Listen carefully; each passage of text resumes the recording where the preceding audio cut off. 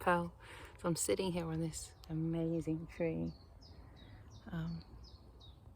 And I was thinking about courage, and I'm just recording my audiobook, Camino Courage now. And it's funny because you try and describe these principles in words, and the book really is, I mean, it's many, many words, but it's also many, many pictures as well. And it's stories, about courage and going through fear and allowing fear to come up. And it's always hard to put these spiritual principles into words, and it's really about the practice. And the practice is always changing, So I could do a really quick video and say, oh, courage means this and courage means that. But it's just, they're really like mantras and things like that help us when we get stuck. But courage is one of those ones that's really very different for each person, because we all have different fears. And more than that, we all have already had many different experiences that often we haven't actually experienced, in that, things have happened in our lives, but we haven't felt them. We've shut down, we've repressed, we've gone into denial, all those things. Sometimes we're still in shock about certain things. So in the book, I talk, about that. And, I come to a conclusion at the end, which is a very sort of neat way of summing up courage. But like all the books, it's not that neat little summation at the end. It's the journey, it's the stories along the way of the people I met, the way they changed me.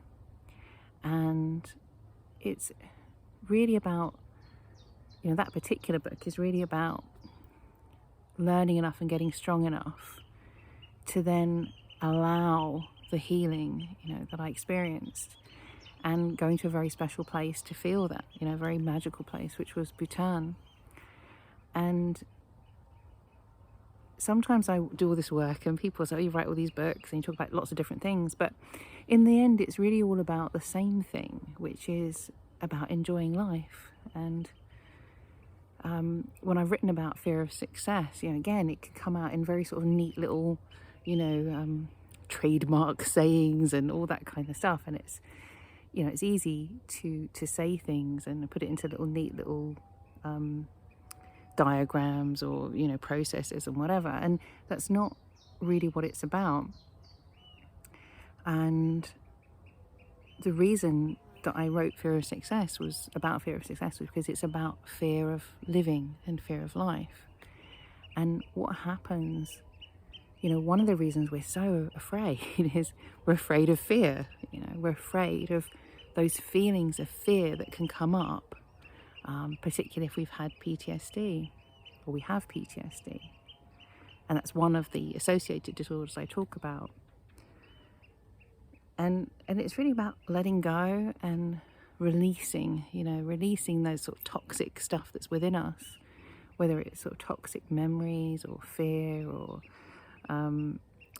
toxic beliefs, and one of the ones I talk about in the book is going really back, far back in my life, and looking at that sort of fear of being poor and poverty, and having to face that, by being faced with poverty in other countries.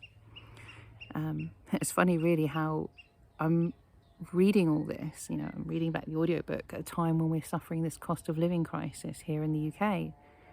And poverty is something we're really talking about now. We're really looking at it. And I think that's really helpful, because one of the really hard things about poverty is the shame, the way we sometimes make people feel less than because they don't have as much money.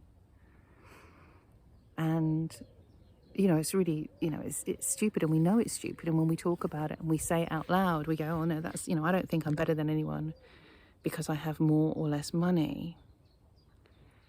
And I don't believe that. But then I start talking to somebody and it's kind of there in my mind, it's there in my mind of like, ooh, it's really hard to say, I can't afford that, I can't afford to do that.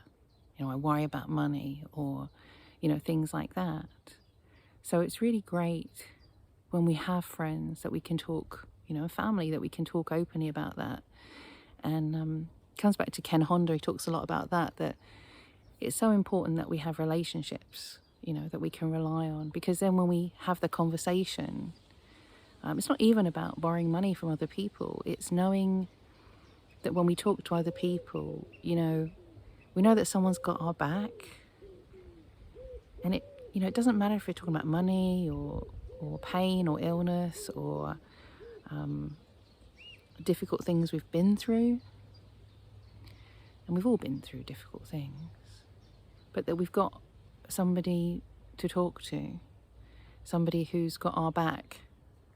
There's an expression in the States, I think, when a lot of veterans, a lot of people came back from Afghanistan, places like that, and with families as well, families, military families.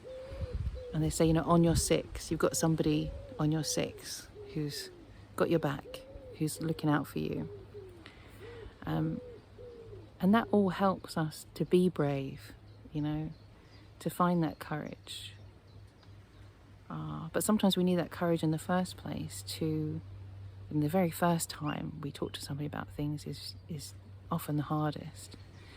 And sometimes the bravest thing we can do is, we pick up the phone to the Samaritans or a helpline. And I actually did that a little while ago, talk about migraines. I rang the Migraine Trust to talk about what I was going through. It was really hard, and I knew they were there for me. I've known about them for about a year or so.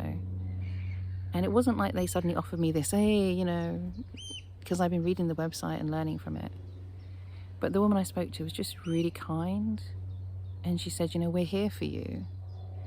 And she said this thing. She said, this condition, migraines, can be really isolating, really isolating. And when she said it, I was like, yeah, that's how I feel, because it's really hard sometimes. And we have to go through some things alone. We know that people are not ever going to have exactly the same experience as us. But sometimes we do need to open up and share that difficulty. Sometimes that's, the bravest thing of all. And it's funny, I was just doing a little video before and saying about how there's all the birds here. Can you see the birds? It's very live here. And we are the love of our own life. And sometimes the hardest thing is to share how we're feeling with ourselves. To actually open up to ourselves and admit, how we're really feeling. But courage, it's so many different things. The journey I was on that I'm talking about, people had different fears. We feared different animals. We feared different natural phenomena. And we feared different things about, shame, like, how people saw us. And, some of us are really open about our bodies. Some of us are really open about our thoughts. Some of us are really open about our experiences, and other people, no. Some of us love to get up and dance in front of other people, and for other people that is like hell. Some of us love to get up and speak in front of other people, and for other people that's the biggest fear. So it really doesn't matter, because courage is so different for each of us. But I think the reason the book came about, I didn't really know that when I was writing it, when I was experiencing it, or even when I, took a long time, but that we need courage. We can't really get to where we want to go. I don't think we can really be successful. And I mean, coming back to our authentic selves, if we can't have courage, whether we have to learn it, grow it, develop it, practice it. I think that's the best way of saying it. We have to practice courage. And we can do that every day, with small things. And the more we practice it, the more easy, the easier it becomes. And suddenly we'll find ourselves doing things that we just never thought was possible. But it's practicing that courage, a little bit at a time. So I wish you luck and good luck with your practice of courage. And yeah, I'll let you know when the book's coming out. There'll be a little video coming out with a trailer and something. And hopefully this month, it's July 2023. So hopefully it should be out pretty soon. And another little book, which is the Cameron Highlands, which is an amazing place as well. So I'll do a little book on that for if you just want to know about that bit. Okay, take care of yourselves. Remember to enjoy life, and remember you are the love of your own life. See you soon.